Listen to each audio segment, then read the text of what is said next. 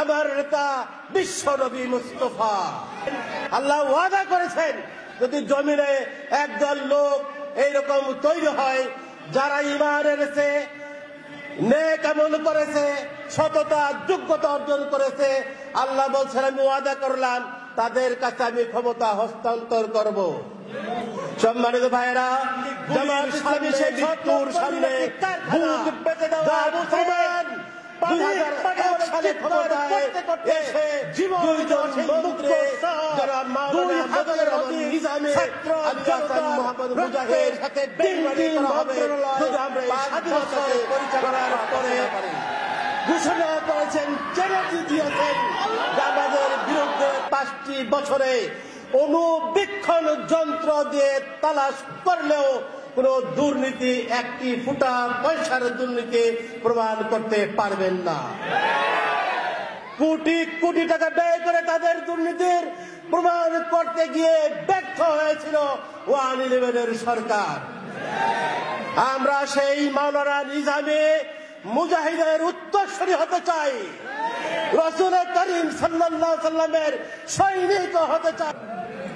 আপনারা জানেন যে সরকারটি আমাদের কাছ থেকে পালিয়ে গিয়েছে, এই শেখ হাসিনার ফ্যাসিস্ট সরকার, তারা ক্ষমতায় আসার আগে 2006 সালে পল্টন ময়দানে লগি বৈঠার তাণ্ডব চালিয়ে কোমলমতি মানুষদেরকে হত্যা করে লাশের উপরে তারা নৃত্য করেছিল।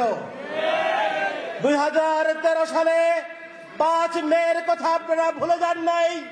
সেই 5 মে শাপলা চত্বরে মাদ্রাসার কোমলমতি শিক্ষার্থীদের উপর রাতের অন্ধকারে নির্বিচারে গুলি চালিয়ে শত শত মাদ্রাসার শিক্ষার্থীদেরকে হত্যা করেছিল। এরপরে 2009 সালে বিডিআর বিদ্রোহের নামে 57 জন সেনা অফিসারকে, দেশপ্রেমিক সেনা অফিসারকে, যাদের ভয়ে ভারতের বাহিনী সীমানায় তটস্থ থাকত, সেই সমস্ত দেশপ্রেমিক সেনা অফিসারদেরকে তারা বিডিআর বিদ্রোহের নামে নির্মমভাবে হত্যা করেছিল। তাদেরকে হত্যা করে ক্ষমতায় এসে জুলুম, নির্যাতন, নিপীড়ন, অত্যাচার, জেল, জুলুম, গুম, খুন, হত্যা, সন্ত্রাস এবং নৈরাজ্য সৃষ্টি করেছিল। তারা আয়নাঘর তৈরি করেছিল। শুধু তাই নয়, তারা যে দুর্নীতির পাহাড় করেছিল, তাদের হিসাব মতে 13 লক্ষ কোটি টাকা তারা শুধু বিদেশ পাচার করেছিল।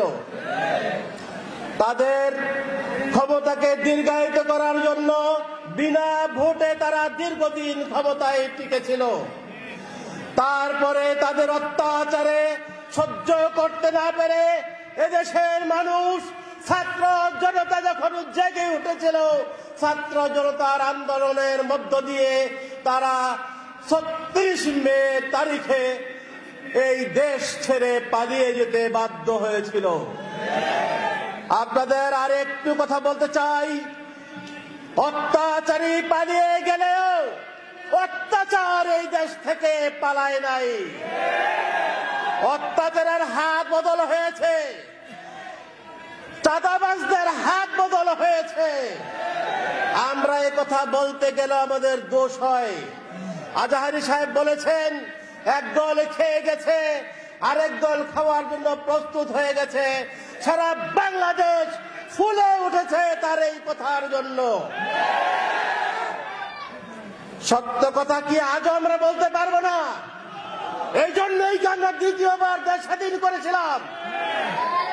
আপনাদের বলতে চাই, আমরা এই স্বাধীনতা যদি, এই সুফল যদি ধরে রাখতে না পারে, এই স্বাধীনতা যদি আমরা রক্ষা করতে না পারে, তাহলে মনে করেন সেই গুলির সামনে, মৃত্যুর সামনে বুক পেতে দেওয়া আবু সাইদ পানি পানি বলে চিৎকার করতে করতে জীবন দেওয়া সেই মুগ্ধ সহ 2000-এর অধিক ছাত্র জনতার রক্তের সাথে বেইমানি করা হবে যদি আমরা এই স্বাধীনতাকে রক্ষা করতে না পারি।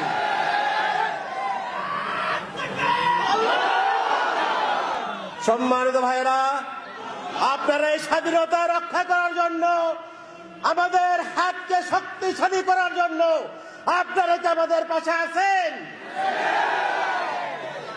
আপনারা যদি আমাদের পাশে থাকেন তাহলে আমি আপনাদেরকে আশ্বস্ত করছি, আমি বাংলাদেশ জামাত ইসলামীর পক্ষ থেকে কমিশনার নির্বাচন করার জন্য আমাকে মনোনীত করা হয়েছে। আপনাদের দোয়া সহযোগিতা আমি যদি পাই, আপনাদের সহযোগিতা নিয়ে যদি আমি কমিশনারে নির্বাচিত হতে পারি, আপনাদের সামনে দাঁড়িয়ে কথা দিয়ে যাচ্ছি, কোন মাদক কারবারে আমার ওয়ার্ড আমি রাখবো না। কোন চাঁদাবাজের জায়গা আমাদের কামরাঙ্গীর চরে হবে না। সব শেষে বলতে চাই, সকল প্রকার অন্যায়, অবিচার, জুলুম, শোষণ, নির্যাতন, নিপীড়নের কবর রচনা করতে হলে জামাত ইসলামী ছাড়া বিকল্প কোনো পথ নাই। আল্লাহর আইন ছাড়া, সব লোকের শাসন ছাড়া বাংলাদেশ নয়, গোটা পৃথিবীর কোন রাষ্ট্রে শান্তি আসবে না। আল্লাহ সুবহানাহু ওয়া তাআলা সূরা নূরের 55 নম্বর আয়াতে পরিষ্কার করে বলে দিয়েছেন, ওয়াদাল্লাহু আল্লাযিনা আমানু মিনকুম ওয়া আমিলুস সালিহাত লা ইস্তাখলিফান্নাহুম ফিল আরদ। আমরা দুনিয়ায় দেখেছি, মানব রচিত আইন দ্বারা পৃথিবীর কোন রাষ্ট্র দুনিয়াকে শান্তি দিতে সক্ষম হয় নাই। যদি দুনিয়ায় শান্তি চান, আখিরাতে মুক্তির কামনা করেন, অবশ্যই আল্লাহর কোরআনের বিধানের দিকেই আপনাকে ফিরে আসতে হবে।